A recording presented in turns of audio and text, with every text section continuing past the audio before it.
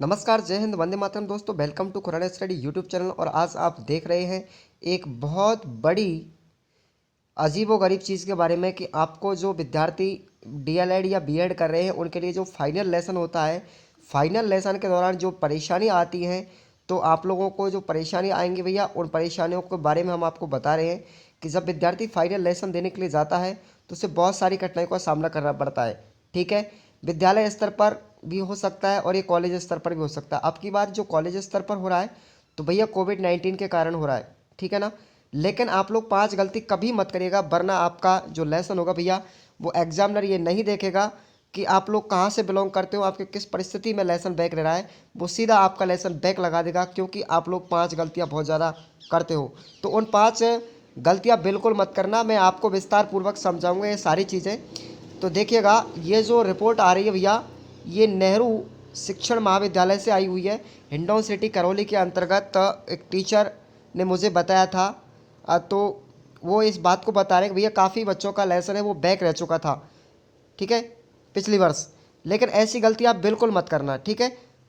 तो देखिएगा, उन गलतियों के बारे में हम बात को बता रहे हैं, कौन कौन सी गलतियां विद्यार्थियों ने की थी और उनका लेसन आज भी बैक रह चुका है, ठीक है। दूसरे वर्ष उनका जो लेसन था वो क्लियर हो पाया था। बहुत से विद्यार्थी सोचते हैं कि भैया लेसन तो बैक कभी हो ही नहीं सकता, लेकिन ऐसी कोई बात नहीं है, लेसन भी बैक रह सकता है, ठीक है। जब सब्जेक्ट बैक रह सकती है तो आपका लेसन बैक क्यों नहीं रह सकता। चलिए, हम उन 5 बातों के बारे में बताएंगे आपको जिसके कारण आपका लेसन बैक रह जाता है। देखिएगा, सबसे पहली बात आपको याद रखना है कि लेसन जो होगा कॉपीराइट नहीं होना चाहिए। लेसन कॉपीराइट नहीं होना चाहिए। इसका मतलब ये होता है भैया, जैसे आप लोग कॉलेज में जाते हो तो सबसे पहले जो डीएलएड या बीएड का प्रभारी होता है, या जो भी उसका कार्यभार संभालता है डीएलएड बीएड का, तो उस टीचर के पास में आपको लेसन कंप्लीट लिखवाने चाहिए। आप किस सब्जेक्ट के लेसन लेना चाह रहे हो, तो उस दोनों ही सब्जेक्ट, 2 डायरियाँ आपको कॉलेज से मिलेंगी। उन दोनों डायरियों में आपको दोनों अलग अलग सब्जेक्ट के लेसन बनाने होते हैं। 4 सब्जेक्ट होती है भैया, ठीक है। डीएलएड वालों के पास में और बीएड वालों के पास में लेवल थोड़ा सा बड़ा होता है। फर्स्ट ईयर वालों को 1 से 5 तक लेसन बनाना होता है। सेकेंड ईयर वालों को बीएसटीसी ये कक्षा 6 से 8वीं तक बनाना होता है।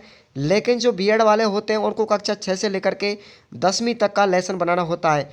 और बीएड वालों के पास में 6 सब्जेक्ट होती है, वो किसी भी सब्जेक्ट में लेसन बना सकता है, ठीक है।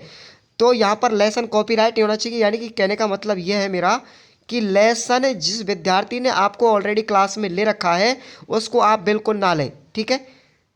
उस लेसन को आप ना लें बिल्कुल, जो किसी दूसरे विद्यार्थी ने आपकी कॉलेज में ले रखा हो। इसलिए आपको लेसन ऑलरेडी टीचर से संपर्क करके लेना चाहिए। उस टीचर को उस लेसन को लिखवा देना चाहिए जो आप लेसन ले रहे हैं। क्लियर।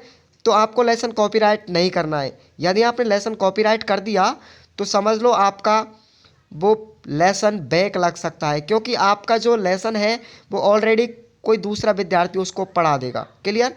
चलिए, अगली बात करते हैं दूसरी, लेसन की प्रस्तावना उचित होनी चाहिए। लेसन की प्रस्तावना उचित का मतलब होता है आपने जो लेसन लिया उसके अंतर्गत जब आप माइक्रो टीचिंग करने के लिए जाओगे, विद्यार्थियों के सामने पढ़ाओगे, तो आपको प्रस्तावना इस तरीके से प्रकरण की रखनी होगी कि उसमें आपको सबसे पहले बच्चे से प्रस्तावना प्रश्न पूछे जाएंगे। प्रस्तावना प्रश्न के अंतर्गत लगभग 5 प्रश्न होते हैं। उन 5 प्रश्नों में से आपको 4 प्रश्न ऐसे होते हैं जिसमें विद्यार्थी 4 का जवाब दे पाता है, लेकिन अंतिम प्रश्न आपको ऐसा रखना होगा प्रस्तावना प्रश्नों के अंतर्गत कि विद्यार्थी उसका उत्तर नहीं दे पाएगा। क्लियर।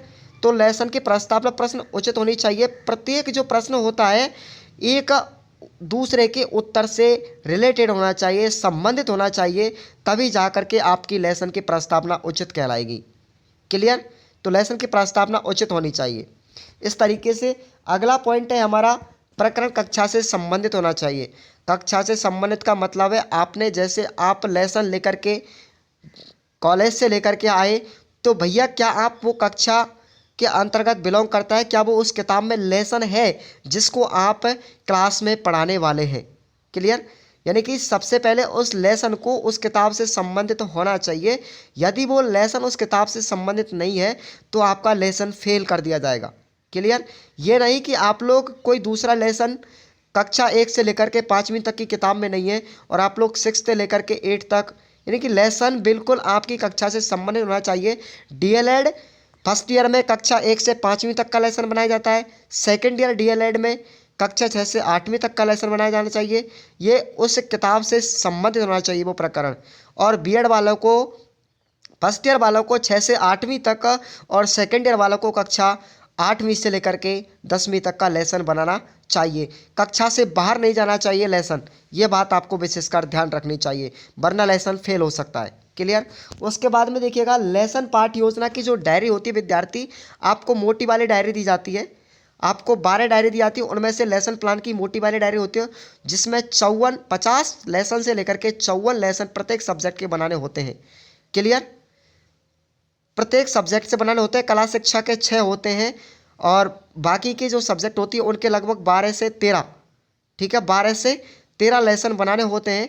हिंदी का, पर्यावरण का, ठीक है, और अंग्रेजी का, इस तरीके से आपको लेसन बनाने होते हैं, ठीक है, 5 सब्जेक्टों के अंतर्गत, डीएलएड और बीएड के अंतर्गत। तो 54 लेसन की डायरी आपको कंप्लीट करके ले जाती है। यदि आपकी ये डायरी कंप्लीट नहीं है तो भैया आपके मार्क्स कटने की संभावना पूरी रहती है, ठीक है। आपका कोई रिश्तेदार नहीं होगा, एग्जामिनर जो आएगा हमारा कोई रिलेटिव नहीं होगा, इसलिए आप लोग अपनी डायरियों को कंप्लीट करके ले जाएं, एक फोल्डर में बांध करके आप लोग उसको जमा करवाएं और डिपॉजिट करवा सकते हैं, ठीक है। डिस्पेच करवाएं पूरी तरीके से, भैया मैंने हमारी डायरी कॉलेज में कंप्लीट जमा करवा दी है, आप लोग देख सकते हैं।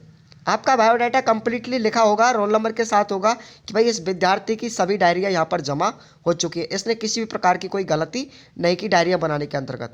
लेसन साफ सुथरा होना चाहिए आपका, ताकि एग्जामिनर उसको देख करके थोड़ा सा खुश हो जाए कि भैया लेसन बिल्कुल पूरी मेहनत से बाकायदा बनाया है। लेसन के अंतर्गत सामान्य उद्देश्य, विशिष्ट उद्देश्य, ठीक है, प्रस्तावना, प्रश्न, उसकी व्याख्या संबंधी जितनी भी विधियां होंगी कंप्लीट होना चाहिए। और लेसन के बनाने के अंतर्गत आपको ब्लैक बोर्ड का यूज़ करना है, एक मार्केट से 10 रुपये का ब्लैक बोर्ड खरीदना है और उसको चिपका देना है। सिल्वर पेन से उसके अंतर्गत कुछ शब्द लिखने होंगे, जो से भी कठिन शब्द हो सकते हैं, विलोम शब्द हो सकते हैं, यानी सामपट्ट कार्य भी उस पर लिखना जरूरी होना चाहिए। तो लेसन पाठ योजना बिल्कुल पूरी तरीके से होनी चाहिए कंप्लीट, तभी जा करके आपको मार्क्स मिल पाएंगे, ठीक है। और लेसन पाठ योजना की डायरी कंप्लीट होनी चाहिए। अगली बात करते हैं हम भैया, अगली जो बात होगी वो होगी हमारी वाइवा के ऊपर, कि वाइवा जो होता है सबसे इंपॉर्टेंट चीज़ होती है। लेसन फाइनल देने के लिए जाएंगे तो आप लोगों को केस स्टडी से संबंधित वाइवा पूछा जाता है। भैया केस स्टडी डायरी होती क्या है ये समझिएगा। आपको जब कॉलेज से 12 डायरियाँ मिलेंगी तो उनके अंतर्गत एक केस स्टडी होती है। केस स्टडी का मतलब भैया व्यक्तिगत अध्ययन, जिसे सर्वे डायरी या प्रोजेक्ट डायरी के माध्यम से जाना जाता है। बच्चे कन्फ्यूजन होते हैं, अवलोकन डायरी के नाम से भी इसे जाना जाता है, उसे हम केस स्टडी बोलते हैं। इस केस स्टडी से आपका वाइवा होगा, आपको केस स्टडी को बिल्कुल रट के ले जाना है, कंप्लीटली याद करके ले जाना है। एग्जामिनर इसी से संबंधित प्रश्न पूछता है, ठीक है। तो केस स्टडी की डायरी को आप लोग फोल्डर में जमा नहीं कराएं, अपने पास रखें याद करने के लिए, ताकि आपकी मार्किंग अच्छी हो सके। तो इन गलतियों के कारण विद्यार्थी अपने मार्क्स नहीं ले पाता है अच्छी तरीके से, और वो क्लास में जो लेसन होता है भैया बैक लग जाता है। बहुत से विद्यार्थियों की यही सोची थी भैया हमारा लेसन तो बैक नहीं रहता, लेकिन भैया काफ़ी बार बच्चों की ये शिकायतें मुझे आती हैं, कमेंट पढ़ने को मिलती हैं। और मैंने भी जिस कॉलेज से एसटीसी किया था उस कॉलेज में 50 सीटों में से 13 बच्चों के बैक लगे थे, बैक लेसन 13 बच्चों के रहे थे। इसलिए आपको बैक की समस्या से बचना है। आप लोग अपने जब लेसन देने जाए तो इन सभी बातों का ध्यान रखें विशेषकर, ठीक है भैया।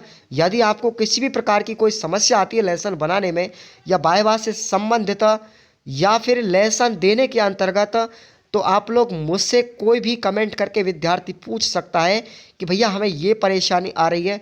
हम आपकी कमेंट के लिए 24 घंटे जवाब देने के लिए तैयार रहेंगे, ठीक है। आपके लिए सभी दरवाजे खुले हुए हैं भैया, बीएड और डीएलएड वालों के लिए, ठीक है। तो यदि आपको हमारा वीडियो कैसा लगा, अच्छा लगे तो भैया कमेंट कीजिएगा, वीडियो को लाइक कीजिएगा और दोस्तों में शेयर कीजिएगा। लेटेस्ट अपडेट किसी भी प्रकार की जानकारी लेने के लिए आपको बीएड या डीएलएड या रीट से संबंधित आपको हमारा चैनल देता रहेगा और देता आया है। इसलिए चैनल को सब्सक्राइब करके रखें, प्रेस बेल आइकन करेंगे ताकि सबसे पहले आपको नोटिफिकेशन पहुंच सके।